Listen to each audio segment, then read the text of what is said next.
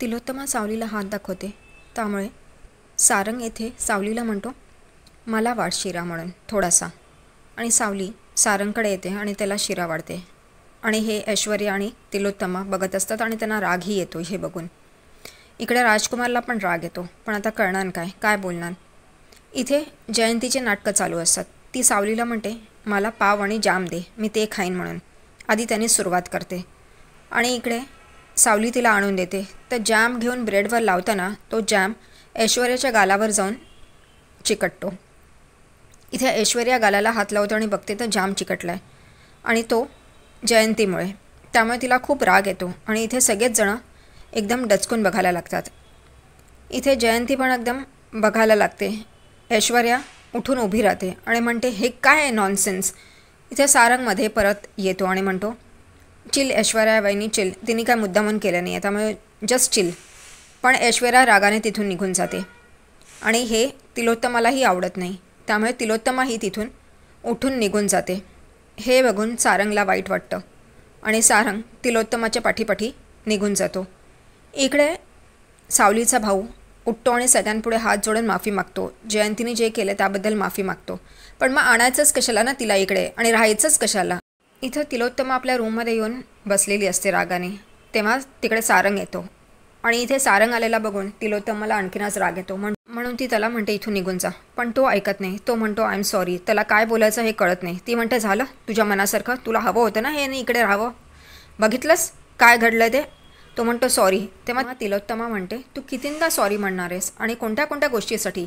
हे लोक तू इथे थांबवून ठेवलं आहेस, त्यांचं काय वागणं आहे, ह्या लोकांची लायकी तरी आहे का, ह्यांची लायकी आहे का आपल्याबरोबर बसण्याची, स्टेटस आहे का, नाही ना, ह्यांना मॅनर्स नाही आहेत साधी. आणि तू. तो म्हणतो, आई जाऊन दे ना, मी पण त्यांच्या घरी राहिलो होतो. ती म्हणते, बस झालं सारंग, बस झालं, खूप झालं आता. आणि तेवढ्यातच तिकडे जयंती आणि सावली येते. सावली तिलोत्तमाचं जेवण घेऊन येते आणि जयंती तिकडे तिलोत्तमाला सॉरी म्हणायला येते. हे बघून तिलोत्तमा आणखीनच चिडते. इथे जयंती तिची माफी मागत असते, पण तिलोत्तमाला आणखीनच राग येत असतो. हे बघून सारंग म्हणतो, वहिनी तुम्ही जा ना. तर ती म्हणते, नाही मी तर मग फक्त माफी मागायला आले आणि मला काही लाज वाटत नाही माफी मागायला. तेव्हा तो म्हणतो, वहिनी प्लीज जा ना प्लीज. तेव्हा इथे सावलीला पण म्हणतो की तूही जा म्हणून. तेव्हा ती जेवणाची प्लेट सारंगकडे देते आणि जयंतीबरोबर निघून जाते सावली. इथे सारंग तिलोत्तमाला म्हणतो, आई जेव ना.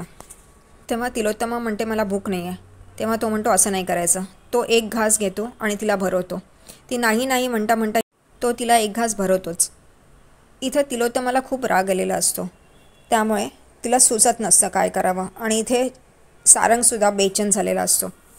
तिलोत्तमा आपल्या रूममध्ये बाल्कनीत उभी असते. तेवढ्यातच ऐश्वर्या तिकडे येते आणि तिलोत्तमाला म्हणते, मॉम तुम्ही रात्रीच्या गोळ्या घेतल्या. ती म्हणते, हो. ऐश्वर्या गुड नाईट म्हणते आणि तिकडून निघत असते.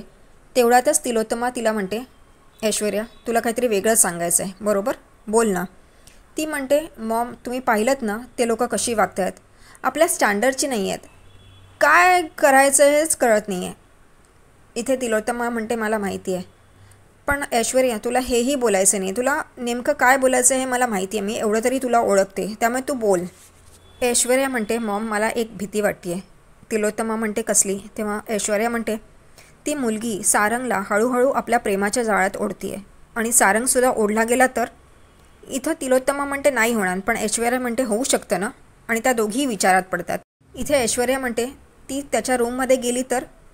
तेव्हा तिलोत्तमा चिडते आणि म्हणते, असं कधीच होणार नाही, आणि जर का ती त्याच्या रूममध्ये गेली तर ती या घराच्या बाहेर जाईल, हे मी तिला आधीच सांगितलं आहे, त्यामुळे ती अशी करणार नाही.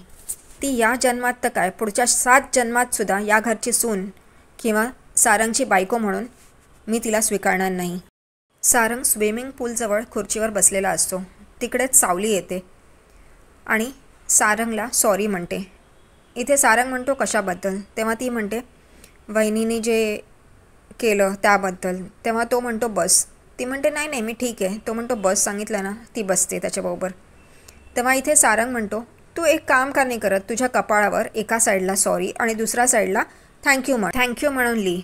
ती म्हणते, काय. तेव्हा तो म्हणतो, हो, याशिवाय तर तू काहीच बोलत नाही ना माझ्याशी. तेव्हा सावली हसते, सारंग पण हसतो आणि म्हणतो, हे बघ, तुला जेव्हा सॉरी म्हणायचं असेल ना तेव्हा एका साईडच्या कपाळाला झाक हाताने, ते कळेल सॉरी लिहिलं आहे. जेव्हा थँक्यू म्हणायचं असेल त्या दुसऱ्या साईडच्या कपाळाला हाताने झाक, म्हणजे कळेल ते थँक्यू लिहिलं आहे आणि ते मी वाचीन. ते दोघंही हसायला लागतात या जोकवर. इकडे जयंती मऊ मऊ बेड आहे म्हणून लोळत असते त्याच्यावर. आणि तेवढ्यातच तिचा नवरा येतो आणि म्हणतो की काय करतेस हे तू. ती म्हणते ओ चांगला मऊ बेड आहे.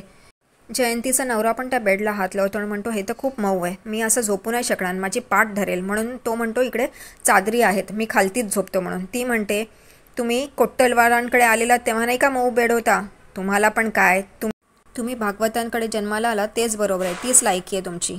सावलीचा भाऊ खालती जमिनीवर हंथरून पांघरतो आणि झोपतो. झोपायच्या आधी विठ्ठलाकडे प्रार्थना करतो की माझ्या बहिणीला अजून या लोकांनी स्वीकारली नाही आहे सून म्हणून, आणि सारंगसाहेबांनी पण तिला अजून पत्नीचा दर्जा दिला नाही आहे. मग मी कसा वरती झोपू. जेव्हा ते लोक स्वीकारतील आणि सारंग सर पण तिला आपली पत्नी मानतील तेव्हाच मी वरती झोपेन, त्याशिवाय नाही. इथे तोही झोपतो आणि त्याच्यानंतर झोपेतच इकडे जयंतीला सगळ्या गोष्टी आठवत असतात. तिला संशय येत असतो सारंग आणि सावलीच्या नात्यावर. म्हणून ती उठते आणि म्हणते मला कामाला लागलं पाहिजे, मला हे शोधून काढायला हवं सावली आणि सारंगचं नातं काय आहे. इकडे सावली किचनमध्ये झोपण्याची तयारी करत असते. तेवढ्यातच तिकडे अमृता वहिनी येते आणि म्हणते अगं हे तू काय करतेस, इकडे झोपतीयस. तर ती म्हणते हो, पण तुझी वहिनी आली तर जयंती. तर इथे सावली म्हणते नाही आता त्या झोपल्या असतील, आता त्या नाही येणार म्हणून. अमृता वहिनी म्हणते बरं ठीक आहे आणि ती निघून जाते झोपायला. इकडे सावली विठ्ठलाची प्रार्थना करत असते आणि सांगते माझ्यामुळे सारंग सर आणि तिलोत्तमा मॅडममध्ये भांडणं होत आहेत, पण मी त्याचं कारण नको, माझ्यामुळे त्यांच्यामध्ये भांडणं व्हायला नकोत, असं काहीच होऊ देऊ नको विठ्ठला. आणि ती झोपण्याची तयारी करते. तेवढ्यातच तिला बाहेर कसला तरी आवाज येतो. ती बघते तर जयंती तिकडे असते आणि तिच्या धक्क्याने एक कुंडी पडलेली असते. ती एकदम डचकते. जयंती वहिनी इकडे कशी. जयंती ती कुंडी नीट करते आणि किचनमध्ये बघायला येते, कारण तिला संशय असतो की सावली किचनमध्ये राहते म्हणून. तेवढ्यातच सावली पण बाहेर येते. जयंती म्हणते तू इकडे काय करतेस. तेव्हा सावली म्हणते मी आवरत होते, आता झोपायला जाते. तर जयंती म्हणते कुठे जाणार आहे झोपायला. तेव्हा ती म्हणते तिकडे. तेव्हा जयंती म्हणते हो, तुला तर नीट खोटंही बोलता येत नाही गं. सावली एकदम गपगुमान उभी असते, तिला कळत नाही आता काय बोलायचं म्हणून. इकडे जयंती म्हणते मला आधीपासूनच संशय होता, तुझं आणि सारंग सरांचं काय नवरा बायकोसारखं नातं नाही आहे. मला एका सीनवरनं अख्खी स्क्रिप्ट कळते, तू मला फसवू नकोस. आणि खोटं बोलायचं ना तर माझ्याकडनं शिक, माझ्याकडे 101 तरीके आहेत खोटं बोलण्याचं आहे आणि माझ्याकडनं काहीतरी शिकलं पाहिजेस तू सावळे, काय तू पण. तेव्हा सावली म्हणते नाही मी जाते. तेव्हा ती म्हणते अच्छा मग येते ना मी सोडायला तुला, चल सारंग सरांच्या रूमकडे. आणि त्या दोघी तिकडे येतात सारंगच्या रूमच्या बाहेर. इथे जयंती दरवाजा वाजवते सारंगच्या रूमचा आणि समोर सावली उभी असते, ती साईडला उभी असते. सारंग जेव्हा दरवाजा उघडतो तेव्हा सावलीला बघतो. सावली हळूच तिच्या डाव्या साईडला जिथे जयंती उभी असते तिकडे हळूहळू बघत असते. सारंगला कळतं की काहीतरी गोंधळ आहे. तो सावलीला आतमध्ये ओढतो आणि पटकन दरवाजा लावून घेतो आणि तिच्या तोंडावर हात ठेवतो आणि मुद्दामून म्हणतो तू इतका वेळ का लावलास यायला, कधीपासून मी तुझी वाट बघत होतो. आणि हे बाहेरून जयंती ऐकते आणि म्हणते बापरे ह्यांचं तर सुरू झालं, बापरे रोमॅन्स सुरू झाला, मला इथून जायला हवं. आणि ती तिथून निघते. इथे सारंग तिचं तोंड दाबूनच उभा असतो. आणि इकडे सावलीला आठवतं जेव्हा ते दोघं जण घरी असतात सावलीच्या, तेव्हा जयंती बाहेरून ऐकत असते म्हणून तो काही बोलू नये म्हणून तसाच प्रसंग घडतो आणि तिने सारंगचं तोंड दाबलेलं असतं. इथे जयंती बाहेर म्हणते बापरे हे तर काहीतरी भलतंच, मला काहीतरी वेगळंच वाटलेलं, चला चला ह्यांचा रोमॅन्स कोणाला बघायचा आहे. आणि ती तिथून निघते. इकडे सावली करत असते आणि सारंगकडे बघते तेव्हा सारंग एकदम आपलं हात काढतो तिच्या तोंडावरनं आणि म्हणतो सॉरी. आणि इकडे सावली आणि सारंग एकमेकांकडे बघत असतात. जयंती गुणगुणत तिकडून आपल्या रूमकडे जात असते. तेवढ्यातच तिला मध्येच ऐश्वर्या भेटते आणि तिची टक्कर ऐश्वर्याशी होते. ऐश्वर्या जयंतीवर चिडते आणि म्हणते तू इकडे काय करतेस, कशाला इकडे तिकडे फिरतेस. तर इथं जयंती म्हणते मी तर सावलीला तिच्या रूमपर्यंत सोडायला आलेले. ऐश्वर्या म्हणते काय काय म्हणलीस तू, इकडे रूममध्ये सारंगच्या. सावली ती म्हणते हो. जयंती म्हणते मग आणखीन कुठे असणार ती, सारंग साहेबांच्याच रूममध्ये ना. आणि हसते. इकडे खूप मोठा शॉक बसतो ऐश्वर्याला आणि ती तिकडून निघून जाते.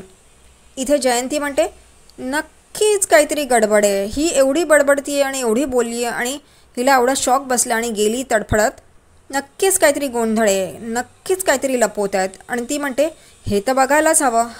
आणि ती पण तिच्या पाठीपाठी जाते. इकडे सारंग आणि सावली रूममध्ये हसत असतात. कारण सारंग म्हणतो सॉरी सावली मॅडम, माझी चूक झाली. आणि ते दोघंही हसत असतात.